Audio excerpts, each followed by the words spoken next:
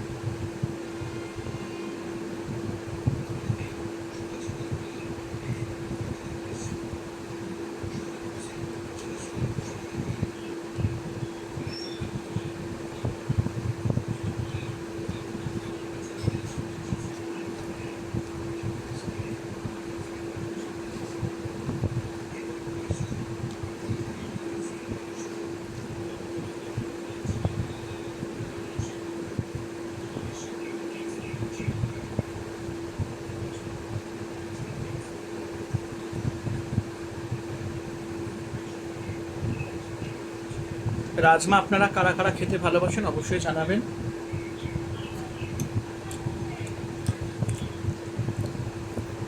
খুব ভালো হয়েছে।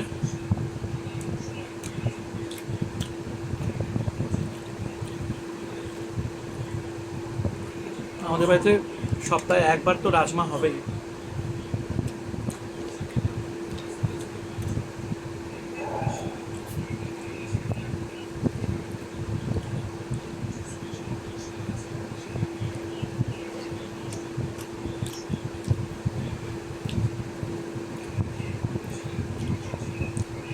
এক সেকেন্ড জলটা খেয়ে নিই।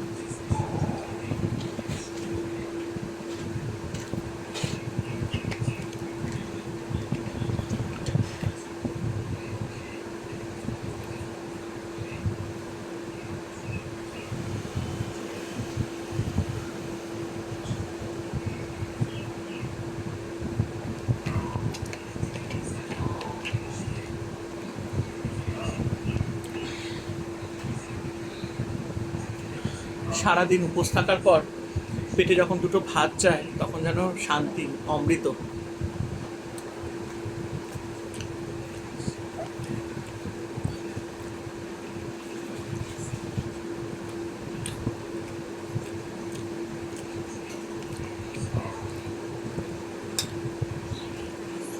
খুব ভালো হয়েছে খেতে।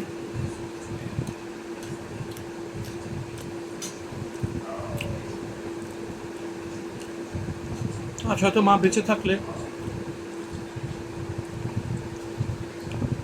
অনেক কিছু রান্না করতে। শ্রাবণ মাসটায় মা অনেক কিছু ঘরে আমার জন্য রান্না করতে উপোসে। আর মনীষার তো শরীর খারাপ, ওকে দিয়ে আমি রান্না এখন করাতেই দিচ্ছি না। যতটুকু পাচ্ছি আমি নিজেই করছি। ও তো রাত্রে রুটি খাবে। মা থাকলে এতক্ষণে ডাল, 2-3 রকম ভাজা, একটা শাকের তরকারি, চাটনি।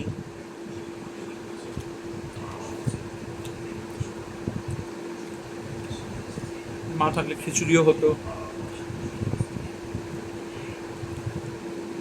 এখন আর সে আগের মতন অবস্থা নেই।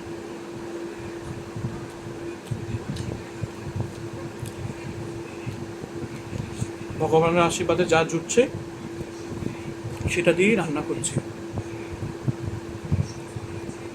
আর আমার কিছু কাছের মানুষরা আছে না, ভাই বোনেরা আছে, আপনারা জানেন, তারা তো আমাকে খুবই ভালোবাসে।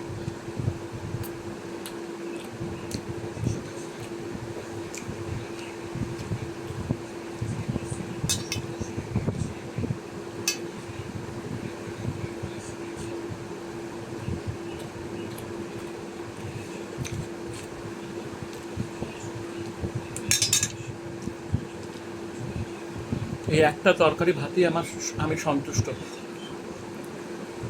ভগবান এই যে এই খাবারটা পাচ্ছি, এটাই বা কজন পায় বলুন তো?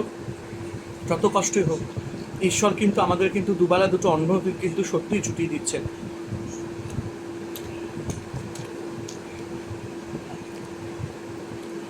এই কঠিন পরিস্থিতির মধ্যেও কিন্তু আমি খুব ভালো আছি।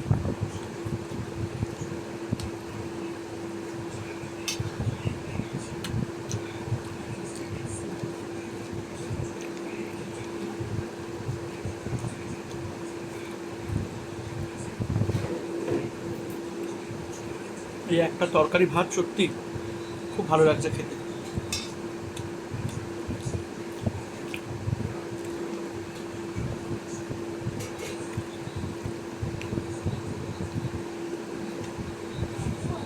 না গো, তুমি খেয়েছো? হুম।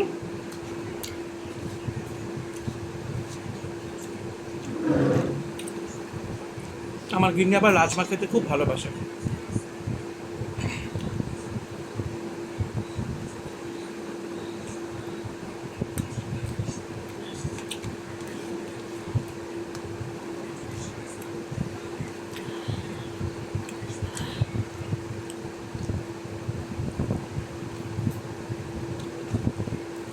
মাঝে মধ্যে কষ্ট হয়, কিন্তু তাও সব কষ্ট ভুলে গিয়ে আনন্দের সাথে থাকার চেষ্টা করি। আর তাছাড়া আমার তো কিছু কিছু ভালো মানুষ আছে যারা সবসময় আমাকে ফোন করে আমার খবর নেয়। আমার ভাই নবনীল, আমার বোন ত্রয়ী, মানে অয়েন্দ্রিলা, আমার দিদি সোমাদি, মানে Bengali blog by Soma, Mona, Palash, আমার বন্ধু, মানে আমার খুব, মানে কি বলবো, খুব কাছের বন্ধু সুতপা, নাসির, ফেজাল, কিছু কিছু ভালো বন্ধু আছে যারা আমাকে খুবই ভালোবাসে।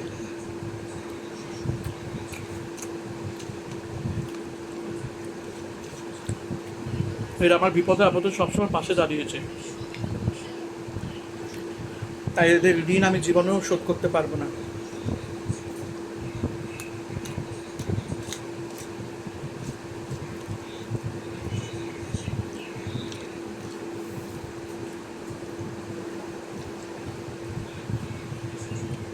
এই দুরবস্থার মধ্যেও আমি এইটুকু বুঝেছি, কত মানুষ আছে তাদের ঘর নেই, তাদের ছাদ নেই থাকার, যারা দিনমজুরি করে খায়, তাদের বলুন তো কী অবস্থা? তাদেরও তো ইচ্ছা করে ভালো কিছু খাবে, তাদের পেটেও তো যন্ত্রণা হয়, সেইটা আমি ফিল করতে পারি এই অবস্থার মধ্যে। একসময় খুব ভালো খাবার খেয়েছি, এখন হয়তো কষ্ট হচ্ছে, কিন্তু তার মধ্যেও ভালো আছি। এই খাবারটুকুই যে জুটছে, এটাতেই আমি ভগবানকে অশেষ ধন্যবাদ।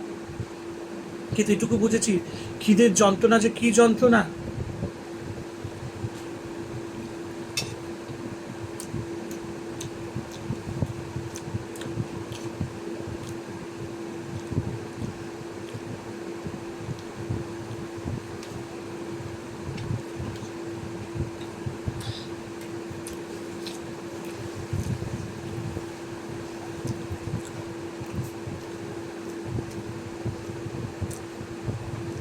যখন দুরবস্থায় সংসারে, যখন কৌটোর মধ্যে একটুখানি তেল থাকে বা একটু মশলা থাকে বা সামান্য চাল থাকে, সেই কটার জন্যই আমরা কত হাত পাক করি।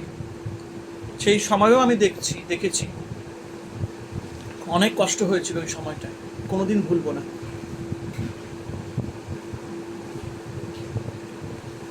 সময় মানুষকে অনেক কিছু শিখিয়ে দেয়।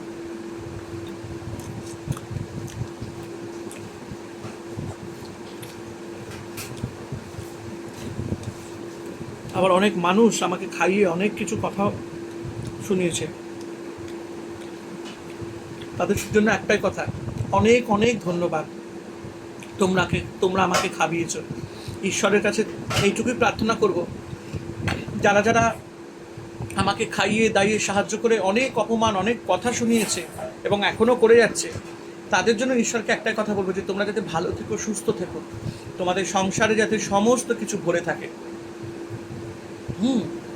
ধন রত্ন খাবার দাবার সব কিছুতে নিয়ে তোমরা যাতে সুখে শান্তিতে থাকো, এইটুকুই আমি তোমাদের জন্য প্রার্থনা করি। কোনো অসুবিধা নেই, দুঃখ কষ্ট হোক না, কোনো অসুবিধা নেই, কিন্তু দুঃখ কষ্টের মধ্যে যে আমি ভগবানকে সবসময় মনে রাখি, এটাই আমার কাছে একটা পরম পাওয়া। তাই অশেষ ধন্যবাদ যারা আমাকে দুঃখ দেয়। আরও দুঃখ দাও, আরও দুঃখ দাও, আরও কষ্ট দাও, প্রচুর কষ্ট দাও, যত দুঃখ কষ্ট আছে সব সহ্য করব, কিন্তু ভেঙে পড়বো না। কারণ দুঃখ কষ্টের মধ্যে আমি ভগবানকে সবসময় মনে মনে ডাকি।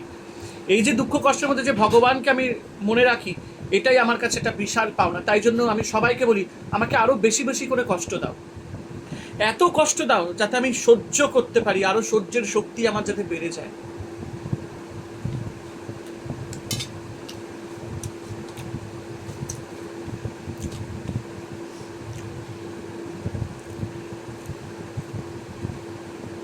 মা মারা যাওয়ার পর আমাকে এবং আমার স্ত্রীকে যেভাবে যে দিনগুলো আমাদের দেখতে হচ্ছে এবং দেখে এসছি, সেই দিনগুলো আমাদের কোনোদিনও ভোলার নয়। এবং এখান থেকে আমরা দুজনে অনেক কিছু শিখেছি। আমাদের মধ্যে প্রচুর ঝগড়া অশান্তি হয়েছে, এখনো হয় মাঝে মধ্যে, খুব কষ্ট করি আমরা দুজনে, কিন্তু আমরা দুজনে খুব ভালো আছি। আমরা কারোর ওপর নির্ভরশীল নই। খুব কষ্ট হচ্ছে আমাদের, কিন্তু তাও আমরা ভালো থাকছি, ভালো থাকার চেষ্টা করছি, আনন্দে রয়েছি। তাই জন্য সকলকে বলছি, যারা যারা যত অপমান, যত কষ্ট, যত দুঃখ দিতে চাইছো আমাদের দুজনকে, দিতে থাকো। কেন বলো তো? ওই দুঃখতেই কিন্তু আমাদের সাথে ভগবান জড়িয়ে আছে।